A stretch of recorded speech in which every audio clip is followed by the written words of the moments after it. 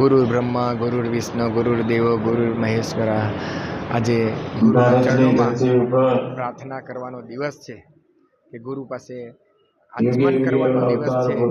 આજે એ ગુરુદેવોના ચરણોમાં પ્રાર્થના કરીને એક જ આશીર્વાદ માગીએ કે ખરેખર ગુરુનું સાનિધ્ય હોય તો આપણે સર્વાંગી સુખ્યા થઈએ। આપણા ભારતીય પરંપરામાં વેદ વ્યાસજીના પ્રાગટ્ય દિનને ગુરુ પૂર્ણિમા તરીકે ઉજવાય છે।